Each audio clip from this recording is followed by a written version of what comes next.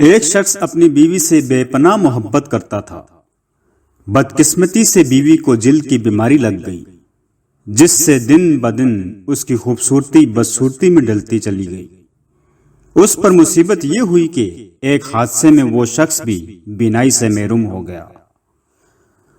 وہ دونوں اسی حال میں اپنا گزارا کرنے لگے، مگر بیوی کی جلد کی بیماری بڑھتی گئی۔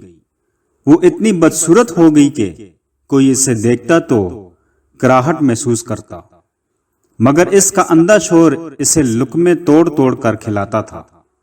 وہ سوچتی کہ اگر میرا شوہر اندھا نہ ہوتا تو شاید اس کے ساتھ رہ نہ پاتا، اور وہ اپنا آپ اس حال میں اسے دکھانے سے پہلے ہی مر جاتی۔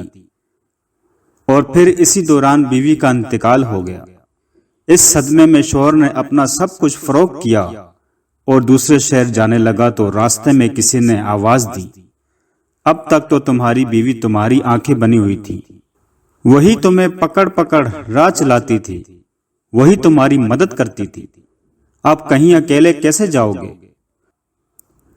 اس شخص نے کہا، بھائی میں اندھا نہیں ہوں، اندھا بنا ہوا تھا۔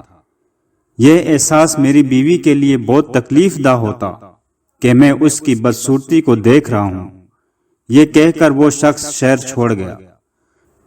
کہنے والے کہتے ہیں جب اس شخص کا انتقال ہوا تو خلقت اسے اللہ کا ولی کہہ کر پکارتی تھی۔